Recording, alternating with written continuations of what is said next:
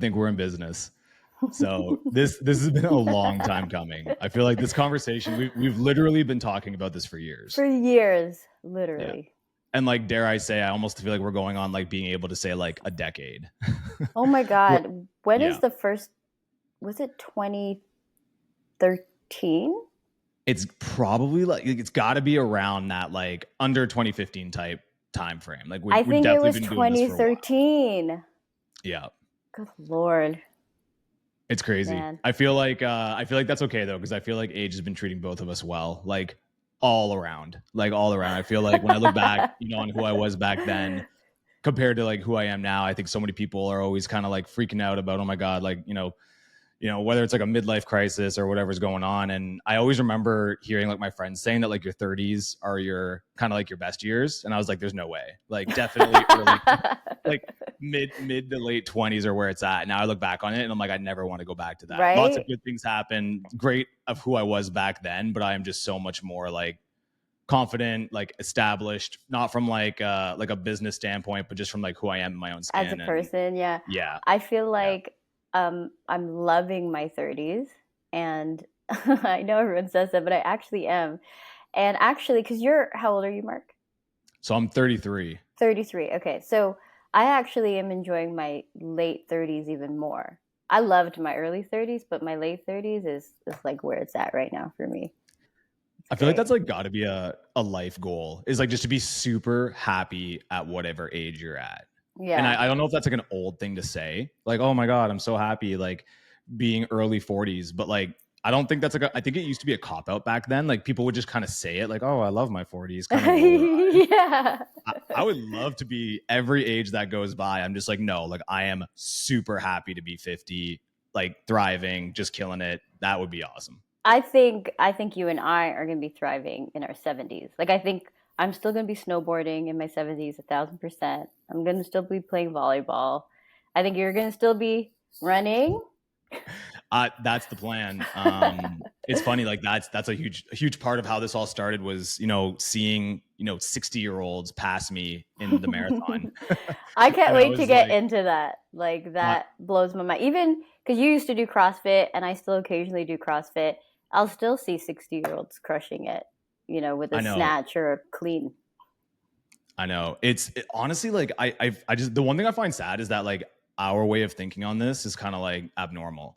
Like people that are like, oh, we're going to be thriving in our 70s. Like there's probably so many people that would roll their eyes hearing that. And it's like, right. I can't stress it enough. Like I feel like every year that goes by, I realize it's not this whole, like, it's not as simple as just like, you're only as old as you feel, but it's like the actions that you take in your life. Mm-hmm. Like I find going into 30 probably is where it was, maybe like when True Local sold, but like we really started kind of like paying attention to just kind of how we felt and, our health. But like the decisions you make from a nutrition standpoint, like how you choose to stay active, the relationships that you foster, like the people that you cut versus the people that you hang around, like the things that you say no to, I find get a lot easier as you get older. Like surrounding yourself, your 20s are kind of like surrounding yourself with people that you don't want to surround yourself with, doing things that you don't want to do just to not be left out. Oh, and God. I know that so well. And FOMO, a lot of FOMO. Oh my God. That was all of it. It was everything. Like literally things you don't want to be doing, but you're like, damn, I can't miss that. Or like this weird pressure to be there. I have a question for you. Do you still have FOMO at this age? No, definitely not. Honest, like once again, like fortunate, like I think there's part of it, it's just kind of the way that we think, but I think like relationship is a big part of that as well. I think when you think about it, like I talk about it with Irma all the time, but I feel so blessed and fortunate because obviously I've been with Irma for like going on 13 years. Mm-hmm. And I don't think people like think about relationships as this like, oh, like, am I physically attracted or are we compatible or like all of these things that you want to check off, but they don't check off like the literal quality of life that you have when you find someone who's an amazing partner, like a life partner. Like that would arguably, in my opinion, be one of the biggest burdens that a human can deal with, is just like, who am I going to end up with? Who am I going to end up with? Who am I going to end up with? From like high school, obviously the priorities are different in high school, but all the way till when you're like 60, like who am I going to end my life with? Who you are with is like one of the biggest weights when it comes to your quality of life. And I find being fortunate, having gotten that figured out early on, it allows you to just allocate more of like your time and effort towards these other things because you're like, oh my God, I've got like I got the like lottery and now I don't have to worry about the biggest burden that could be on my life. So I Well, feel like that's like you have hit the lottery because Irma is incredible. I love her to yeah, death. She's super supportive and she's just so kind and so genuine. I have a feeling Irma probably will listen to this at some point. So hi, Irma. But as just like a, to add on to what you're saying, like I 1,000% agree because I didn't find the love of my life until later in life. And I was just doing everything solo and I was perfectly, actually, I loved being single.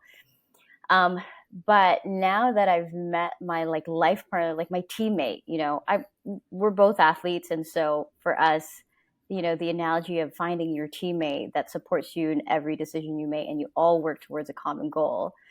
Um, and you always work towards the win. Not everyone will resonate with that, but for you and I, because we're really competitive, it's great to have someone in your life where your quality of life has increased and you're thriving, you're winning at multiple things at once, and you're just loving life. And it's not to say that, finding a person is going to make you happy, but you and I, we do a lot of like interpersonal work along with our, professional development. But I think finding the other person who has also done all of that work, or in your case, you guys met really young. You guys continue to work on yourselves as you go on through life. And I'm just so glad to hear that you and I are both very happy with our partners. for sure. And I just think like, once again, like there's no like silver bullet, right? Like nothing, not one single thing is going to make you happy. And I think a lot of people think that that's the case. Like if I do this one thing, I'll find happiness. And I think it's just, once again, like it's different metrics. So to the point of FOMO, if FOMO and like doing things you don't want to do to fit in is this huge source of stress, one real good way to get rid of that is if you have a life partner. Because then really like you can miss out on every social occasion ever. And you're like, I don't really care. Like I'm just going to hang out, with my partner at home and, do whatever, Netflix and binge. Right. So I think that like that's part of it is, just having that fortunate side. And I think like you're exactly right. Like, on the side, like on the side with Irma and I, like we like evolved together. Cause like when we met each other, we were completely different people. I think at our core, we were the same, but like we were kids. You know what I mean? Like our brains weren't developed completely and like the things that mattered and the things But you that guys met at how old? You're like, I would have been, I guess, 22 ish, yeah, nice and around young. that range. So, yeah, I think it makes sense because I think she was 19. So we talk about it all the time, but like we're getting close. Well, there will come a day, sooner rather than later, where it's like we've spent more than half of our lives together, which is kind of like this crazy thing when you think about it. Wow. Yeah. That's amazing. Yeah. So that's an interesting one for sure. But I just wanted to, for people who are listening, Mark and I, we have our partners that also encourage us. So, if we want to Netflix and chill, it's not because we're hiding from anything. It's because we genuinely want to hang out with them. And then we have the space to explore the things we actually want to do and put our time and effort in it. So, being with Derek, like we play volleyball all the time. And I love it because we encourage each other. We work out together all the time. And we started doing stand-up comedy classes. Did I tell you that? Oh no, but yes, but we haven't done like a full-on conversation about this, but I see it on social media, so we definitely need to talk about that because I need to know how that's going. Oh my god, it was okay. I'll just do the short form now so we can get into several topics. But we started taking stand-up comedy classes together, and it's something I've always wanted to do. And to find a partner who was like, "Hey, let's fucking go, let's do this," I was like, "Really?" And he's the one who like found it. We found this awesome class here in San Diego. And so every week you go on stage with the lights, with the microphone, and you get used to being on stage. And then every week you have to either tell a story and try to make it funny. And then they help you craft, the joke structure and things like that. And to do it with a partner was incredible because every week when we're writing our jokes or our set, we'd bounce jokes off each other and be like, oh, okay, that's not funny. Like, how can we punch this up? And then, when you soundboard, something organic and magical kind of happens. And so we want to continue to do it. This is our last week in San Diego, so we head to God knows where. But I highly recommend it if it's something you want to do, just to learn how to pop. Because you public speak. We both do a lot of public speaking. You're already an amazing speaker. You're so engaging. I love. But if you ever feel like you want to just throw in some like one-liners or some, punchlines, it's a great way to go. It's super fun. It's like I enjoy it every week. I love going. It's too much fun.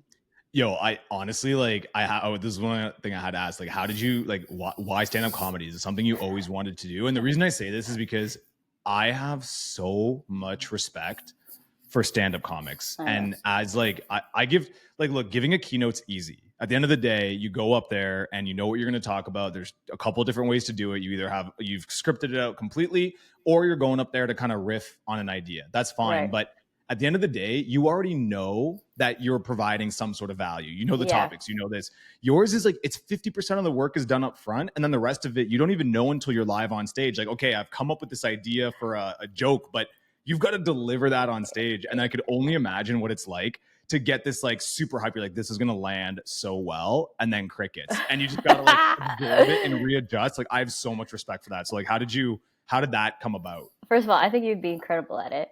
But 1,000%, I grew up loving comedy. Comedy and humor is one of my top 5 core values. And I love stand-up. And I don't know, I always thought I was pretty funny, and people always told me I was funny. And, because we do a lot of public speaking, when I get that laugh, it's my favorite thing. Yeah, of course, I want the audience to take away something valuable and a lesson learned.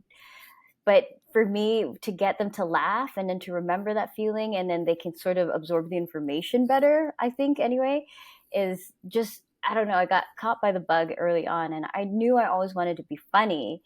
And I don't know, I guess I finally had the courage and the confidence to feel like, okay, I'm really comfortable on stage. I love being on stage. I mean, I don't know, I like sometimes having spotlight on me. And I thought, okay, how can I make my delivery and my talks better? How can I make my courses more entertaining?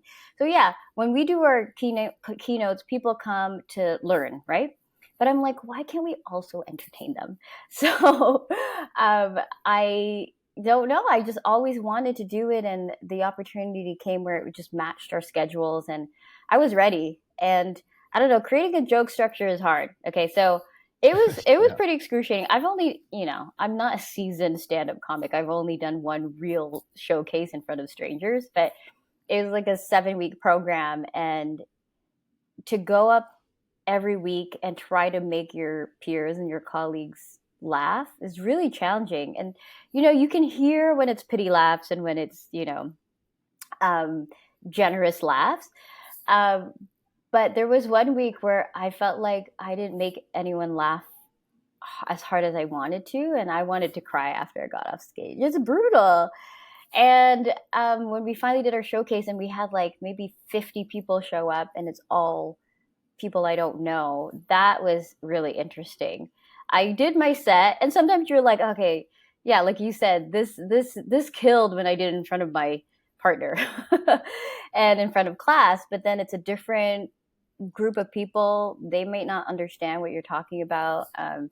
So it was okay. I think my final showcase was fine, but I'm eager to, I thought I was funnier than I was. I realized I'm not that funny. So I'd like to work on it. So, I mean, I'm curious about you. I always find you really entertaining and really smart and intelligent to speak with.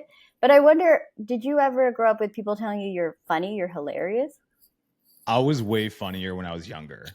The funniest thing that I think I've said in a while, or the funniest thing that I think I've gotten a laugh out of people from, was somebody saying that I was funny. And all the people who knew me started laughing because they're like, out of all the things to describe Marc as, funny is not one of them.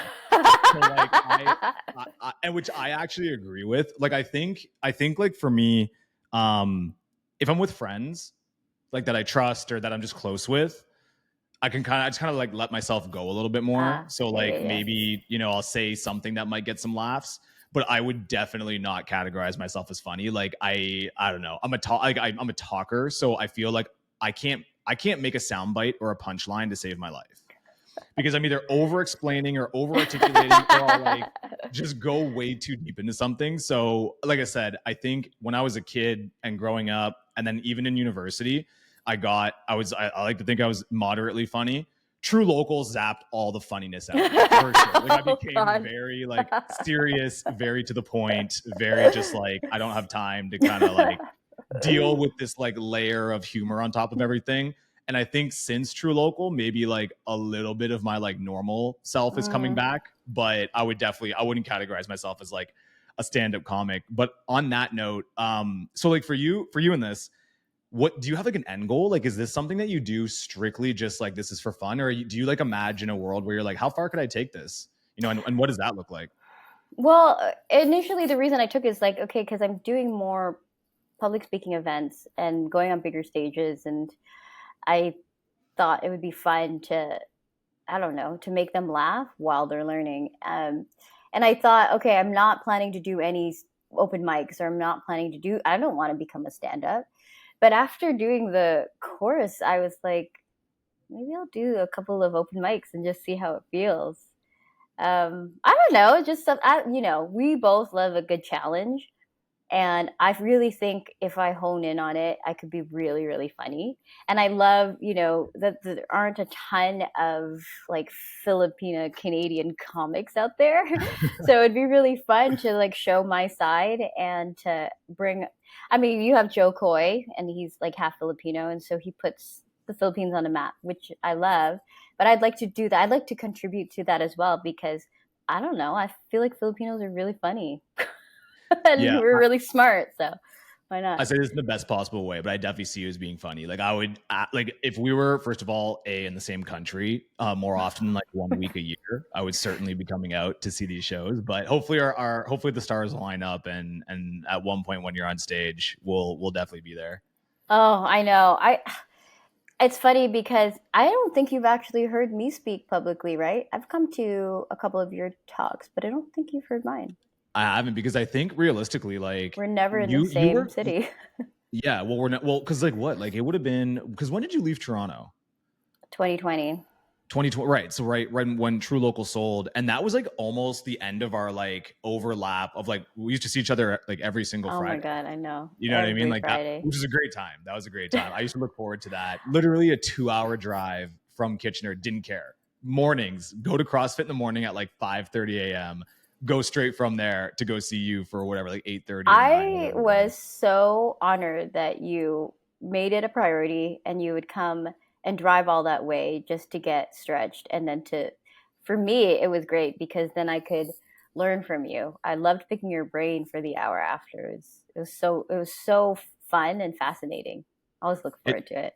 It's so funny because like I feel the exact same way, and like I literally would look forward to my Fridays to spend time with you. And I genuinely, obviously, like the stretch changed my life. Like stretching with you changed my life completely. Just how I look at health, how I look at fitness, how I look at aging. We were just talking about that, but just how I look at pain, how I look at stiffness, just all of this stuff like made me so much more holistic. But then on top of that, like just having those business talks with you, like someone that was also going through it, because that was the craziest part, is that we were like in very similar stages of our lives and business when that was happening.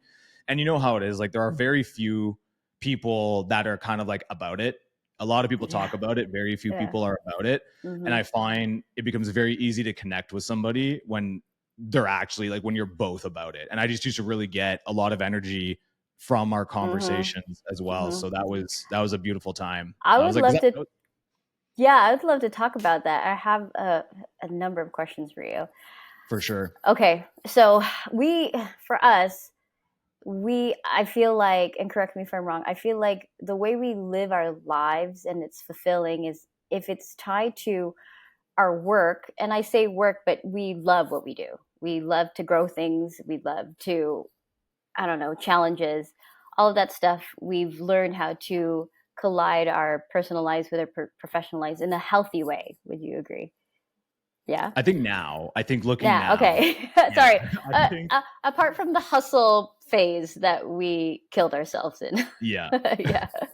Which I wouldn't change a thing for. No. But there's definitely an asterisk during that time, like the necessary evil and like the things that I think that just the way in which we live life, like we had to go through those things to kind of get to where we're at. So plus, like, we couldn't do it any other way. There's no other way. Even though we were in pain and it was excruciating at times, we, like, dare say, even like loved it. Like, I look back fondly at all of the hustle, you know, and all the hard work and sacrifices we had to make. So my question to you is, since you've built a business and now you're on to business number 2, you sold your first business, you hit your goal of selling it for 17.5 mil. Is that correct? Right? Yeah, 16.8, 17.5. Okay. It's all the same thing. Yeah. And so now you're embarking, for as long as I've known you, you've been really adamant about your personal fitness, your personal health, and it always coincide with all of the hard work you put into your business. So now, as you embark on this new, and you can tell everyone about what you're doing now, do you see any overlaps? How does challenging yourself physically overlap with your challenges in building a business? Yeah, I think, like, honestly, like, there's actually like a lot to unpack there, because there's like a lot of different sort of motivations that are coming out of this, which I didn't realize. It's always in retrospect, right? So I think, like, one thing that I've noticed in a lot of what I do in life is I'm very much like, I'll just kind of jump and then hopefully land on something, and then kind of take a look back and kind of see the chasm that I jumped and be like, oh shit, like, oh my God, first of all, I don't know if I would do that jump again, but it's kind of nice to have that naivety. But really what happened, there's a couple things. So in no particular order, like, one of the things that I think about a lot is that as I think about, like, what my life is about, and I think about the meaning of life and all these different things, like, first of all, this is just my own personal opinion on it. I think, like, the meaning of life for a lot of people is a lot of different things. Yep. I've always looked back on, if we got one life on this planet, I just want to continuously make the younger me proud. Like, I want to live my life where every 10 years, the younger. So if I'm 30 now, I would love the 20-year-old version of me to run into me in the street somewhere and just be like a fucking fan. Just be like, they're like, what? Like, that's who we become? Are you kidding me right now? Like, I'm so proud. Like, I'm so proud of that. And I think about that, like, you know, on my deathbed, and I'm like, I want, you know, deep down, like, this is there's a lot more to life than that. But when you think about your own intrinsic motivations, like, what are you doing for yourself, really? And when I think about people chase purpose, people do all these different things. And a lot of the times it's an extrinsic. And even when it's other people, you know what I mean? So whether it's things or other people, I think that there are some sort of, you know, material, and I don't even mean material as in like money or things or cars or anything like that. But I mean, like, there's like a physical, motivation that you have in this world, whether it's to leave a legacy, you know, whether it's anything like that. Then you've got your relationship based sort of reasoning for living and what you're doing. But I don't think enough people spend time thinking about, like, what are you going to internally die with? Just you and you. Right. And for me, I would just love to have, you know, God willing, get to 100, have 10 versions of me, you know, 10, 20, 30, 40, 50. And they all look at that 100-year-old and we're all just kind of like nodding, being like, you goddamn right. You know, like, that to me is something that kind of really gets me going. So I think how do you live that life? You know what I mean? Like, what does that life look like? And I've just noticed that I like to do cool shit. Do you know what I mean? Like, I think a proxy of life and pleasure, not happiness, but like a proxy of just pleasure, is like to do fun things. Like, what is cool shit? A lot of different ways to look at it. Either there are things that are fun, it brings you enjoyment, or accomplishment. You know, like, you could do anything, and if you accomplish it at a high level, it's cool shit. So I think what I realized is that, like, I get a kick out of that. And I think what ended up happening is realizing that, like, I don't necessarily care what field that's in. I find cool shit being shit at a high level. If it's at a high level, I think it's cool. And I think I realized that as I got older. When I was younger, I thought only cool things were cool, right? Like, oh, what are the cool kids into? That's what's cool. But as I got older, I started realizing that everything is cool.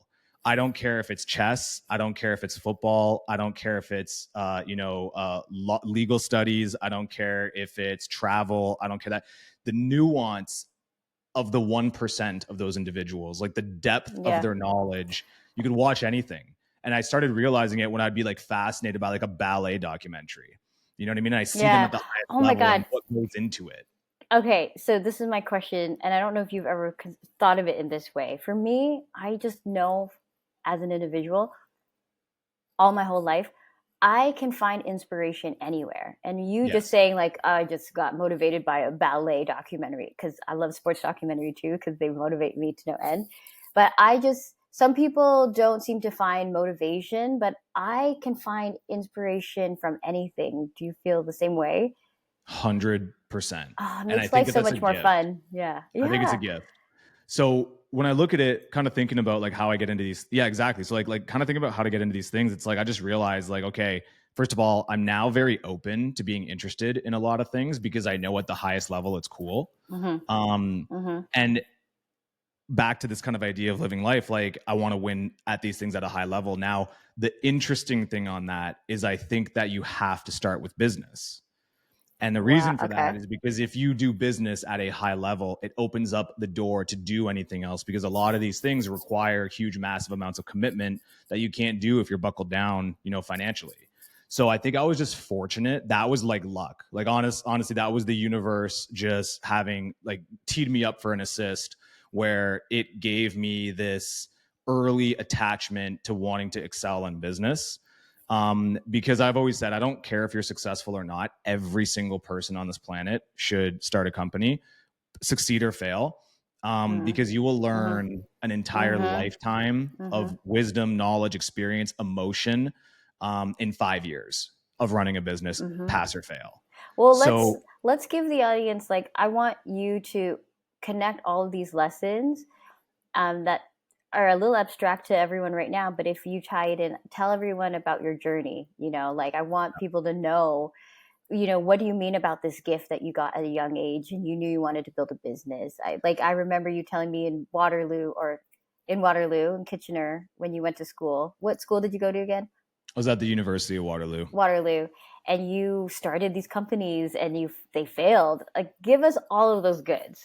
Yeah. I mean, like, so when I got to university, all I cared about was like making friends and trying to be cool. And ironically, the worst thing you can do if trying to make friends and be cool is try to make friends and be cool. Like Yeah. that's just, that They doesn't go call hand in you, hand. I don't know if this is a term they use now, but back then it was like a try hard.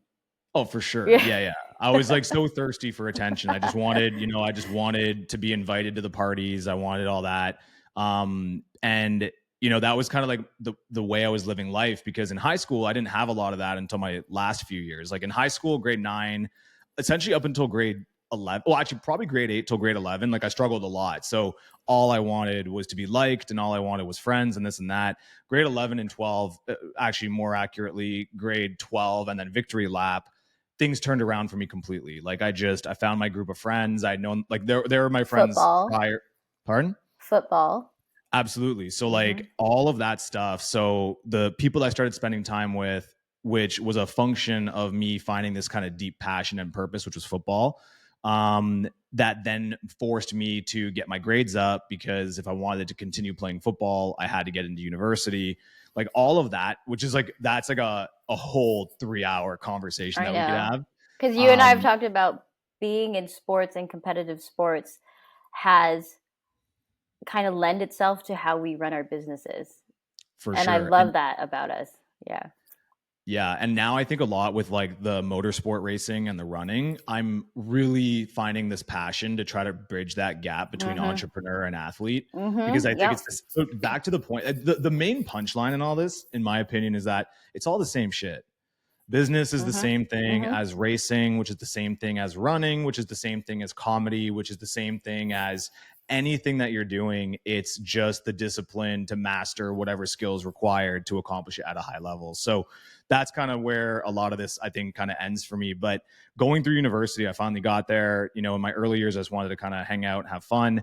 But then I kind of started realizing, everything was limited by finances. We had no money going into university. I was on OSAP, of course, all of which I would blow on like spring break and then be like, why do I have no money? You know what I mean? But the thing is, though, is that because I grew up with nothing, I had no problem working. Like work was not that was not a burden for me. I actually wanted to work more. So it did become very obvious, though, that every source of my problems in university was financial. So like just going to the root cause, like let's just nip that in the butt. You know what I mean? And like that to me was kind of the easiest like beeline to why I did a lot of what I did. And then I realized, okay, I started making good money in my last year of university because I was doing door-to-door meat sales, which pays surprisingly well. And then I finally got introduced to like, oh, wow, I can now start doing things that I don't have to every single, moment be like, okay, well, do I gotta, make this decision based on how much money I have in the bank account? And I always say, I try to tell people, I'm like, listen, if you are trying to figure out whether or not you should focus on your finances and try to, be motivated monetarily, you just kind of want to, if this helps like inspire someone to chase the bag, your life gets 10 times better when all of your decisions are no longer based on finances. They're all based on what's best for you. Yeah. Should you stay in this hotel or should you not stay in this hotel?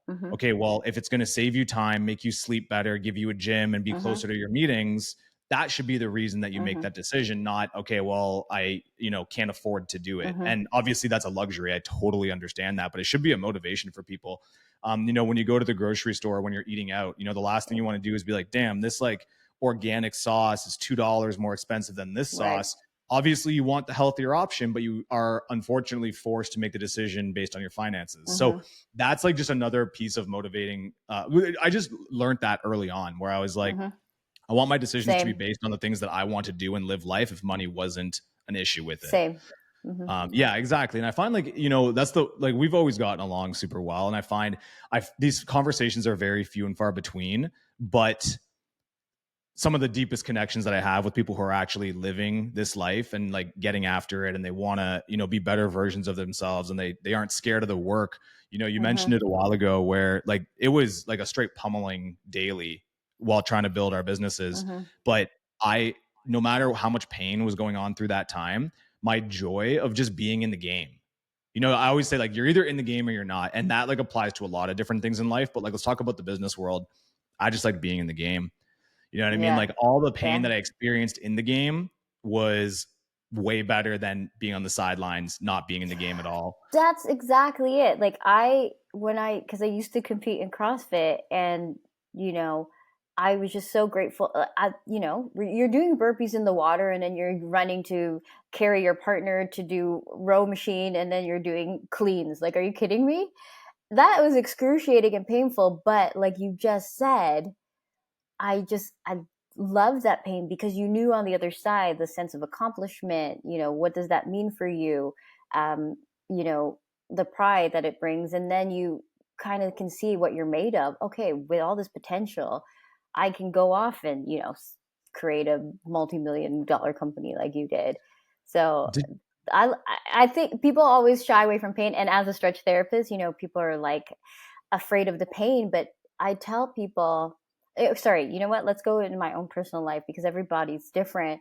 But when I'm experiencing pain, I check in. I kind of, it's weird to say I embrace it. Like, I'm like, okay, my body is telling me there's pain here. What is it trying to say? Let's check in. Let's tap in and talk to the pain. Let's get to know it. And, is this pain actually really helping me in some way? The pain of us hustling in our business. And I love that story of the refrigerators breaking down that you tell in your book.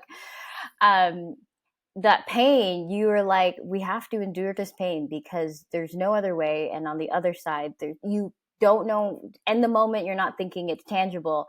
But on the other side, there's going to be some sort of pleasure. I feel like people don't get to that point where they, like you said, finding that motivation. We're motivated by what's past the tape, what's past the red line. And a lot of people are just stuck before that. They can't see past that. Yeah, well, I think I always think about your story too. Like I think a lot about how so many people think that like one thing is going to be their gateway to success. But like, even when we met, like you were already killing it. Like by any metric, already killing it. Like this would have been a time where social media, like having a huge social media following was, incredibly impressive, incredibly valuable. You'd been doing work with amazing athletes. Are we allowed to say names or what, where are Yeah, we at with that go now? for Yeah. it. Yeah, Like, please. listen, you had been doing work with the Raptors. You've been doing work with MLB stars. I forget if at the time, I think Mark McMorris, this was like in the early days, wasn't it? Like, Not Mark McMorris, the other, oh my God, Max Perot. right. So like these huge names, and by any standard, someone would look at that and be like, "Oh, she's made it."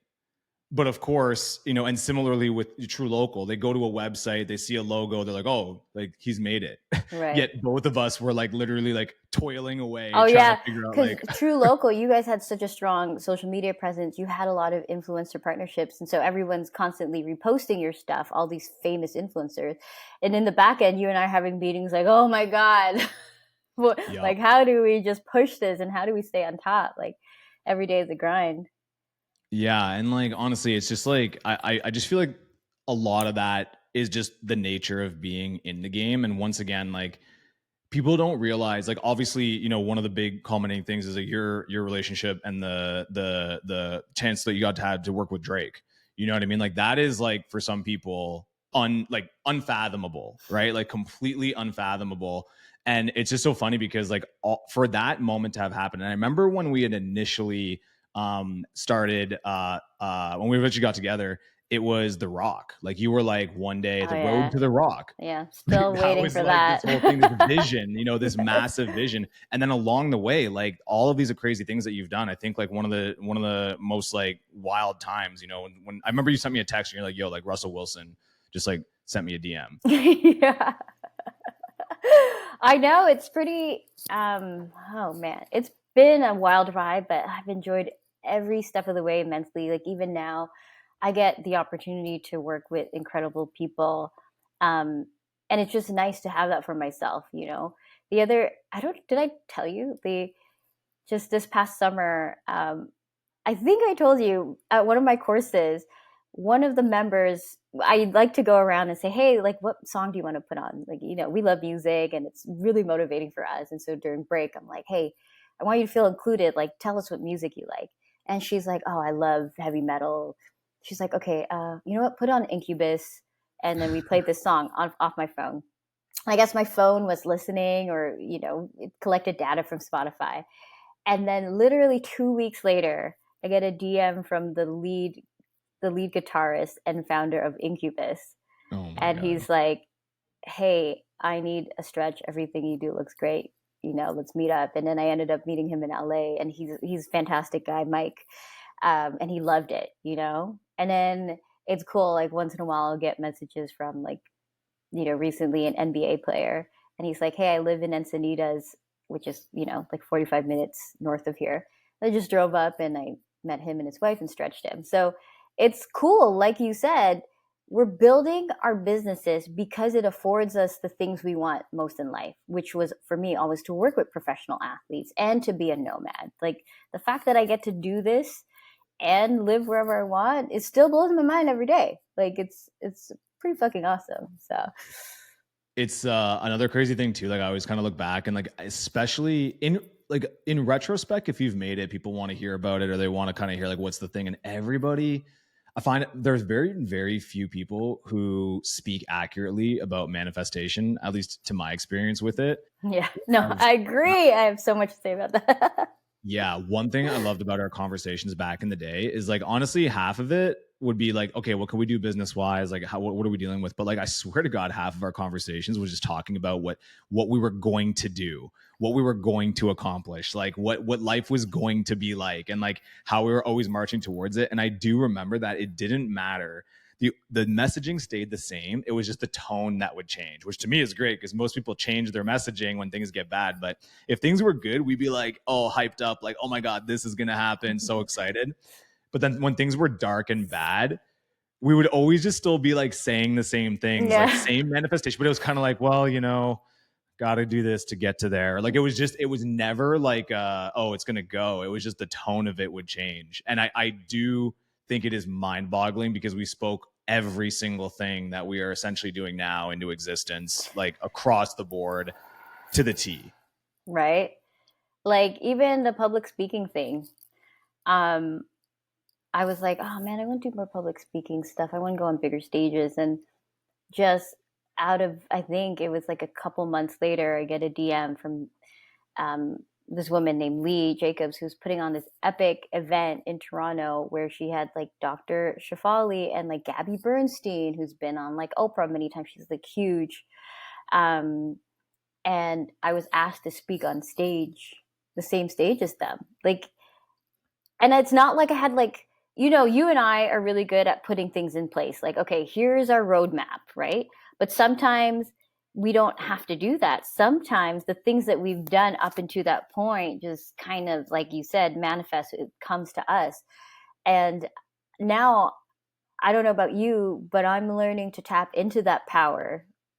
I know it's like not, you can't physically see it, but I'm learning how to tap into that power where I attract things. And, you know, our hustle phase is different. It's not as everything we had to get, we had to grind. Our hustle phase is a little bit more different, where we now can, like, I don't know, how do you feel about that? Where we can actually like cultivate the energy and attraction we're looking for.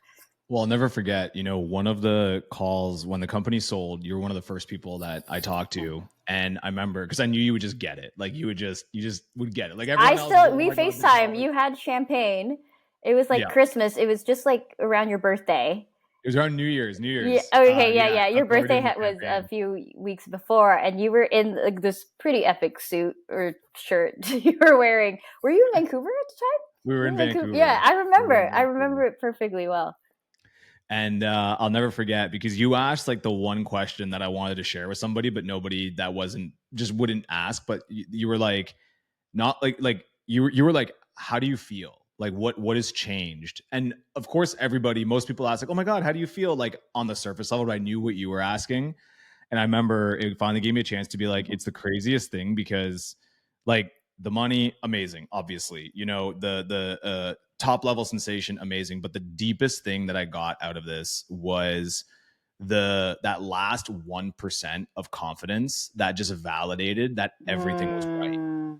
It was all right. All of the things, because to the point, the idea here is that when we talk about manifestation and this idea, when we were doing it before we made it, it was always an idea. Mm-hmm. It was always kind of like, oh, we're doing this thing that we like, and we didn't know we were doing it. It was just the way that we were. Yes, but exactly. Deep down, you're kind of like, oh, this manifesting thing, you know, whatever. And of course, there's a million different things. Like the way you do everything, essentially, as a founder, you exude confidence, but deep down, doesn't matter how confident you are, you still have that like, fuck, I better be right, you know? So when the company sold, that was the first time I could look at myself in the mirror and be like, you were fucking right. Never second guess yourself again, ever. Like ever again. Everything you did was right. Don't second guess yourself. And then what that did is it started taking a lot of the things that were kind of like, when we look back, we're like, oh, that probably made a difference. That probably did that. One of them being manifestation. Like looking back on it, like the way we used to talk about it, that probably made a difference. It went from doing that as almost by accident to now knowing that it works and having it as part of your toolkit. Yep. So now I know that actually this is something that, to your point, you got to cultivate this and you got to use it in your benefit. It's not like something that you just are fortunate to intuitively do and then realize it works. Now we know. So it's like, how do you incorporate this stuff on a regular basis? And there's like a million different things like that. But to your point, one of the things that we've talked about a lot is back then we always used to chase. We were chasing everything. Yeah. And I'm definitely not with, I know there's a lot of people that are kind of like now, like, oh, you got to let things come to you. You know, Jason Brown. Yeah. A dear friend of mine, dear friend of mine. You know, like a really close friend. Like I love that guy. And one of the things I love the most is that we come from completely different perspectives on things, but we align on so many things. But we also have some of the greatest conversations of just like life and the meaning of life. And he's further along his journey than I am, but we talk a lot. He's very on the idea of only attract. I've come from the world of chase. I believe that one day, and there are people who are in complete harmony with the universe. Like they vibrate exactly where they need to and everything's good. But I'm also a believer that sometimes you got to tilt the universe in your favor. Yeah. And the balance of that where that still to this day is a difficult thing to chase, of figuring out, okay, do I need to push really hard for this? I've got an investor on the line and I've followed up 6 times. Yeah. Half of me is saying follow up another 6 because I need to make this person see me. The other half is, if it's meant to be, it's meant to be. Don't back out. Yeah. That's a crazy paradox. Like that's a wild. Oh, I love that you brought this up and you gave that exact example, because you're right. It also depends on where you come from, what, like how you grew up. And his, let's say, attraction energy is different from yours. And I'm from your camp. I grew up, my family didn't have a ton of money. I was the youngest of 4 kids. And both my parents worked, and we had to work and make our own money. And so I came from chase. I'm exactly like you. Like, I'm just going to keep following up until I make this shit happen. But then you're right. I'm still in that phase where trying to learn, like, when do I sit back and let it come to me? We've put everything in place as much as possible. But sometimes you're thinking that extra follow-up email, and it in the past, it's worked so well for us. So why wouldn't we continue, right? But then to your point where it's like lately, and that's why I want to dive into, we have to go through your motor racing because you manifested a lot of stuff there too. But you were also like, I emailed, was it Mercedes? Yeah. And you're like, I just kept following up. We generate and we manifest. And so I am like you, is like, where's that push and pull? Where's that middle ground? And when do we, when do we implement one or the other? Yeah. And I think that I think it's just different stages of life. And I think it's milestones. I think that too many people think that time is sort of the metric for experience and wisdom. I look at it as a different way, where it's milestones. So let's say in life you have 100 milestones, and it's everything from like the first time you get your first heartbreak, the first time you get your first win, the first time you get your first loss, like just like these giant life milestones. And if you get 50 of those milestones in the first 15 years of your life, well, you're already at the maturity level of someone who's, 35, who's still at milestone 30. Right. So the way that I look at this attraction versus universe thing is, I think that like we've been fortunate to experience a lot of milestones much earlier in life than the majority of people through business. Just you got the highs and lows are extreme. And so I think that, for us, because we've talked about it, I think where we stand on this now is, I'm certainly falling more back into the universe. And there are just so many things that have happened that are just so serendipitous and that are so inexplicable. Yes. So coincidental, but like you can't even believe in that. It's more just like you were right where you were supposed to be, when you were supposed to be there, doing the things you were supposed to do. So I see a lot more of that, but I don't think it's a right or a wrong. I think like understanding these things exist and the power of both of them is the gift of life. But the thing that you will always play a variable in is your intuition on which one to use. Right. Knowledge of these things existing is a gift, and it's something that you can only learn about through experience and milestones. However, choosing which one to use and when for what stage of your life, I think that's the thing that nobody can. I think that's that internal. That's internal. So let's talk about that. Let's talk about after you sold the business and you went into motor racing, there were so many serendipitous moments when you would call me and just go like, yo, like, guess what? I'm going to be on a panel with Lewis Hamilton. Like, tell us about that entire journey. That one, the motorsport thing, was definitely the most attraction sort of experience I've had in my life, because it took the ball. We had to get the ball rolling, you know what I mean? And that was a lot of chasing, and chasing in that scenario, I just mean that like I would go out of my way to try to become good at that craft. For the first year, I went all in. I bought the race car. I went to the track every week, and I had, once again, this manifestation idea of like, hey, I'm going to spend 1 year getting good at it, and I'm going to get better than other people in their first year. Then I'm going to go race, and then things are going to happen. Like that, it was like clearer than day for me. And it just, once again, I would say there's no extremes on it. Like when I say it was mostly attraction, perfect example though is the Mercedes thing.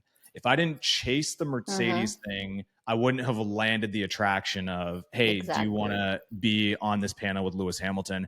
And that in itself, I'm a huge believer. Like, I think a lot of people are looking for signs in life. However, when the signs come, they don't listen. And what I mean by that is that, let's say you're in a bad spot and your day is shit. You feel like shit. You're eating like shit. You know, you fight with your partner. You miss a meeting at work. You're just spiraling.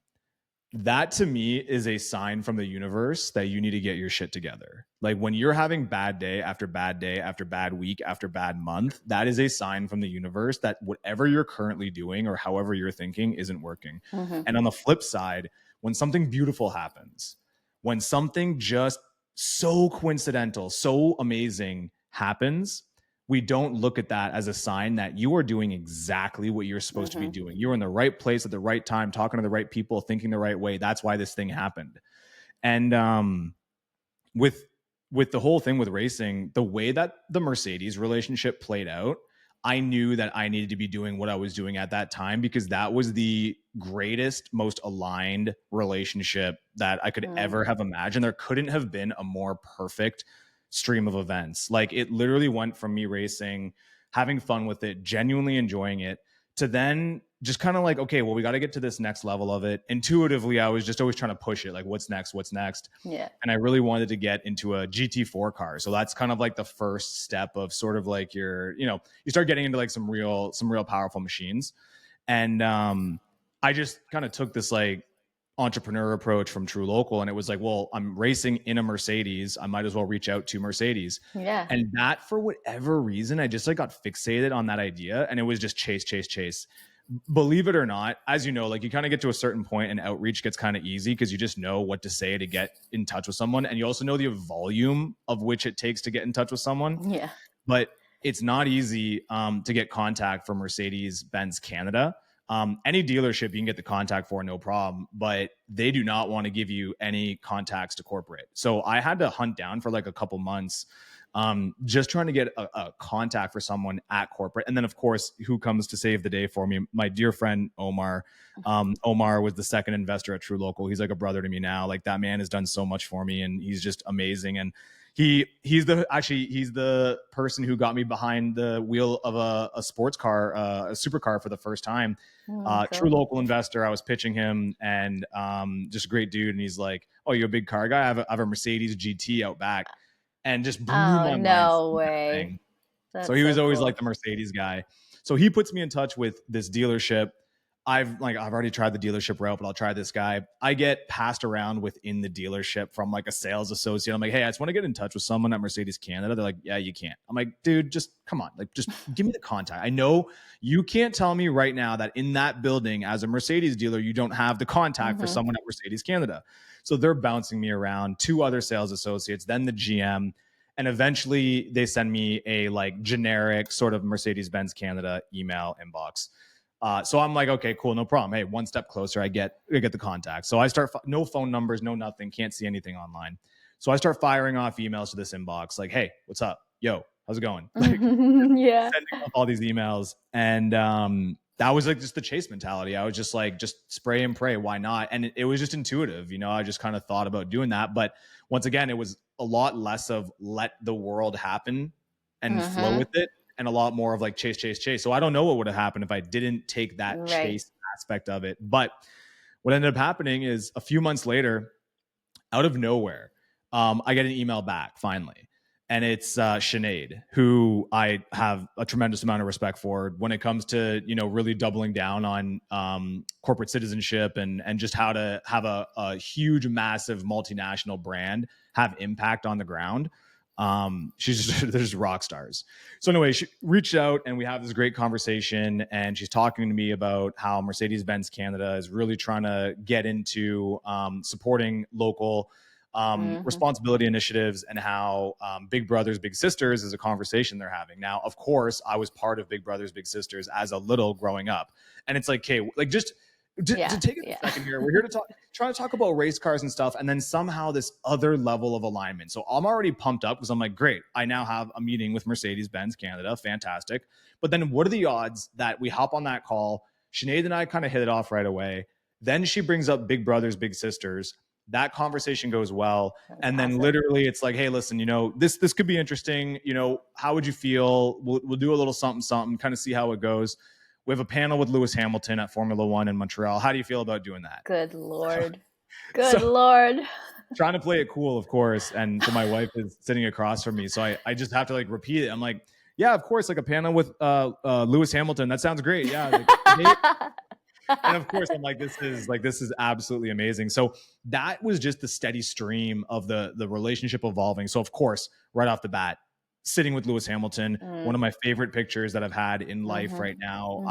It's this amazing photo of getting to shake Lewis's hand. I think the post that I made was like, don't tell me manifestation doesn't exist. Because out of all of the times I've seen manifestation work a lot, but this one was just so different. Like this one was just like, wow, 2 years ago, I had never been in a race car at a track. And somehow, some way, I slipped through the slipstream of the universe to end up in this time and place. It was just amazing. And then so on and so forth with that relationship.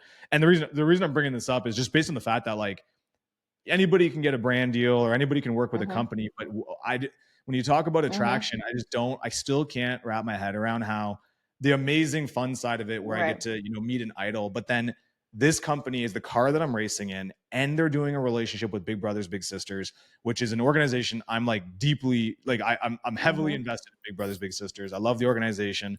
And then they put together the Driving Your Future campaign, which is essentially trying to educate youth on the power of mentorship, which, like, as you know, we talk about this a lot. Like, it's something I genuinely enjoy doing, and I get to do the speaking engagements for it and share my story. It's just like the craziest thing that happened, all of which is like 80% attraction, but it did take that 20% chase. So I can never say that there's like a right or wrong way to do it. It's just that intuition of when to do what. That was And I wonder if it's also like who we are. Like it's so individual. Some people have great attraction powers, like Jason Brown probably in his life has not had to chase as much. But just by virtue of who we are, we have to. Like, I am the queen of follow-up. You all are also the king of follow-up. Like, that's just our operative. Like, we have to just follow up. I can't not. And there have been times where, like, you know what, this time I'm not going to follow up. And it has yielded incredible results. So I'm curious, like, we'll have this conversation about this particular topic in, a couple of years and see where we're at with like cultivating that power and bringing the two together. I think it's so funny because to the point of that, like we went like a year, probably just casually texting. Like we didn't really hop on a call for a little while. And that was like a couple of years ago. But we had this exact conversation during that time when we both said, because like prior to that, the time that we were spending a lot of time together, we were both in like hustle mode. Like we were in the world of bending the universe to what we needed it to be. And almost like the next time we had a deep talk, life had just completely changed. We were both in different places. And I remember us both kind of laughing because we both sort of said this thing where it was like, it's so much weirder how pushing less has yielded more. And I find that that's almost like just kind of like, once again, this example of how it's just different tools in the tool belt for different stages of life. And I think that it might be a fairly unique storyline, but we are in a very similar storyline. I think as with most founders, entrepreneurs, like you can definitely take our personalities and kind of model like our values and what we care about. And there's a lot of other people that have that. And I bet if we went to go find them, they would also have a similar journey, So it's, I think, but like, just to your point, if we, like, let's say go back to our 20s and we're starting to build our businesses, I don't know. It's really hard to say. I don't know that if we just sat back and like tried to attract everything that we would be where we are now. I think we were meant to push and we were meant to hustle.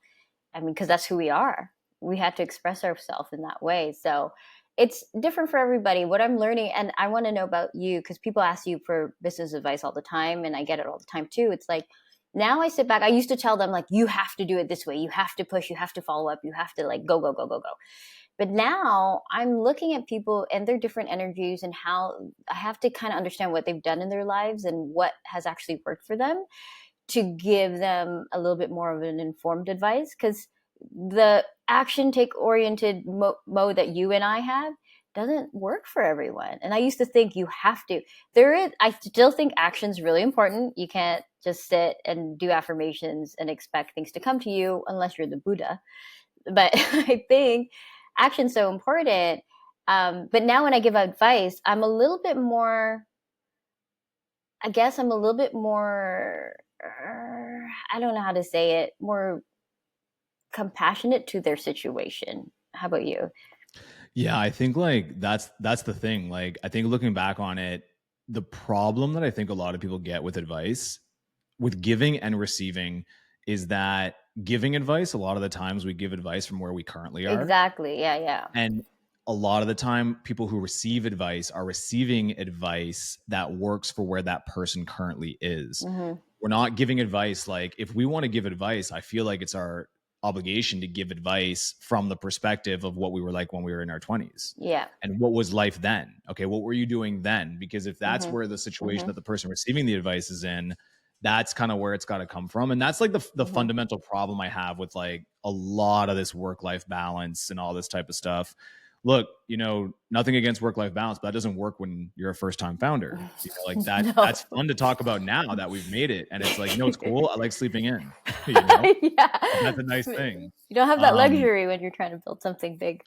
Exactly. So I don't think at all that a lot of none of the stuff that we would say is making us better operators, better people today would help at all from where we came. No. And to give, like, I think that first win, and once again, talk about the milestones, right? So everyone's got a different version of that milestone, but the first thing that you pour all of yourself into that has the power to change your life, win or lose on that, that's one of the milestones.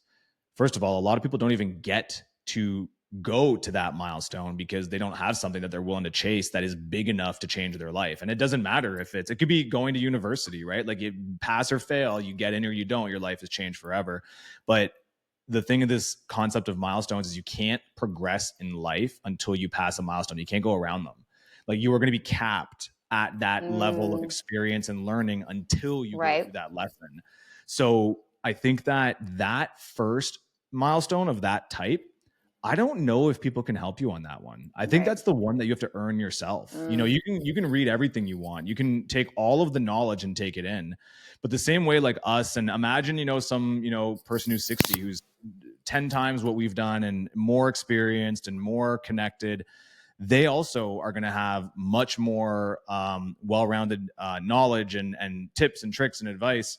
But at the end of the day, it's that intuition of what to use when that makes the difference. And I think that for the individual trying to get that first win, you can take all the information in the world, but you've got to, you've got to be the one to push that boulder up the hill. And that journey could be so different for everybody. Yes. But if it's ever been handed to you, you are not equipped to deal with the rest of life because you didn't become who you had to be to earn that milestone. So there's a part of you missing.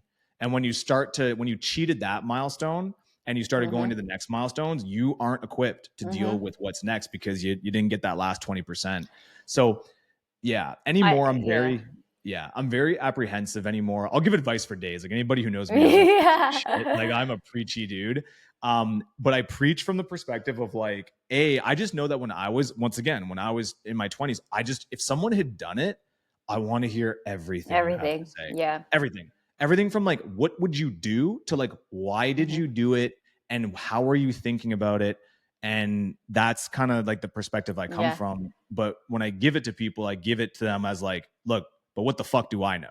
Yeah. Just to be clear, this is my thoughts. This is how I would do it. This is how it's worked for me. But once again, take 10% of what I said and apply it. But you got to find that own flavor of your success. I love that you brought it up that way, and that when you dispense it, because that's how I do it too. It's like, our lives are different. Your decision-making process is different from mine, so I can't exactly tell you exactly what to do.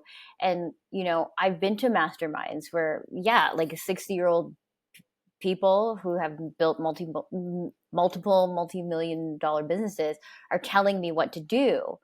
And, you get caught up. I don't know about you when you like, like Archangel, all those things, when you go to those masterminds and everyone's telling you what to do and you're feeling overwhelmed. And then you're realizing like some of this advice isn't aligning with who I am as an individual, So I used to feel the pressure to try and implement everything that these successful people have taught me all at once. And like you said, I wasn't equipped. They're telling me to do certain things where I'm not at the level. I'm trying to skip, I'm trying to skip level 4, 5, 6, and 7, and try to implement what they have at stage 9, and it never worked out for me. And so now, like, I love that you said that to people who are looking for advice. Is like, take everything you've learned, but also check in with yourself and say, does this align?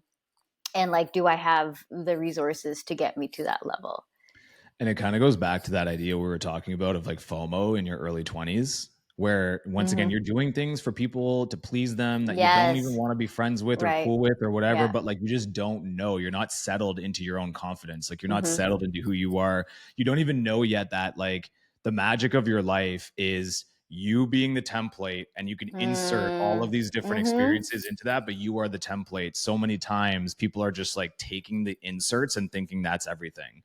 So it's, it's like life to me is once again so fascinating when you're in the game. I get like, I'm like, that's kind of like where the addiction comes from, is like being in the game, like do shit that matters, because then you're always in the game learning, you're becoming a better person. You're not like, I find most people in life, case in point, are just out of the game. Like they're not even playing the game. They're just kind of sleepwalking through life, and it's crazy. I would tell anyone who's listening, like, give yourself the chance to succeed. Like, you gotta be in the game. You have to actually be playing to give yourself the chance. So my next question is where I really want to go. So now you've embarked in this new challenge, which is, when you tell me, okay, so why don't you tell everyone what kind of new fitness and health journey are you on now? Yeah. So like kind of circling back this idea that like when I look at business and I look at motorsport and now I look at running, it's all the same shit to me. It's just a different template, but it's the same exact skills required in all of it. It's like a long-term approach right off the bat, like doing shit long-term. And then once again, just like finding inspiration in doing it at the highest level. Like it just makes it fun. Like there's so like going from beginner to a super high level. That's like an ultimate adventure. Like, because there's so many steps along the way, and it doesn't matter how fast you go through it or where you cap out. Like, you're in for an adventure on it. So, like right now, I watched like one too many running videos on YouTube, which is I watched them with you at your house. Yeah, which is like the ultimate. That's like the biggest thing my wife gets stressed about is when she starts seeing me lock in on a bunch of YouTube videos of something new. Because if it's more than 2 weeks, next thing you know, I'll be like talking about it a little bit more around the house. And the next thing, it's cool to kind of check this thing out. So, this I guess this year's flavor of the month is running. And I make this huge joke around the running thing. Is I'm like, I don't know is it running becoming cooler or am I just getting older? But it seems like everybody is running now, and it's actually becoming like this kind of cool, fun thing. I remember, being 25, we circle back to this, or even when I was playing football, and like running was the corniest thing you could ever do. Now, once again, that's coming from, the brain of a 25-year-old who thought the only thing that mattered in life was like football and, doing keg stands. So wasn't exactly like I was this like well-rounded individual back then with this earthly approach. But I remember never thinking about running as being anything more than a warm-up. I just thought it was, first of all, it sucked. Why would you do it? It's not enjoyable, and it's soft. You do it as a warm-up to get ready. It's always considered a warm-up.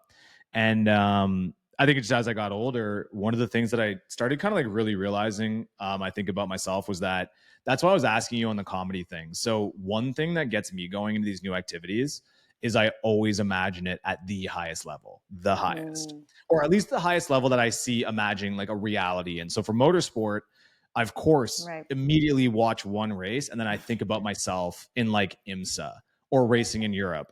I don't imagine and be naive to think about Formula 1, 20 drivers since they were kids. That's like two different. That's like that one's just completely out of the equation. But what most people would consider to be completely out of the equation is me ever racing in IMSA or doing anything like that. And I'm like, okay, like that's a cool journey. Like that's a great progression that I could like spend a lot of years of my life chasing. And I started realizing that the things that I do, if I can't see there being a high level, like a ladder that I can climb, I just don't get interested in it. And people say this is a bad thing, but they're like, well, does it fun for you? I'm like, the fun is like so inconsequential to me. I have fun playing the game. So like to me, like the actual action of driving cars, yeah, it's fucking sick. Like, of course. The actual action of running, yeah, there's like fun moments in it, but like I find the fun in I started here and through experience, knowledge, dedication, mastering the craft, commitment, and then of course your own little flavor of how you do things, I'm now here. And here in this year I'm here, and now I'm going to try to get to here. That's fun. Like that's the fun that I get out of it.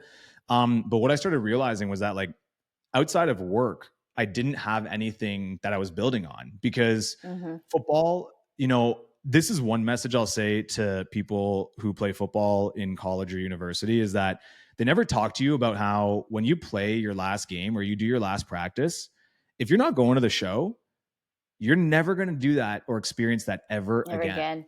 Whereas other sports, volleyball, hockey, soccer, you can get really high competitive, men's and women's leagues. You can go and play at a high level.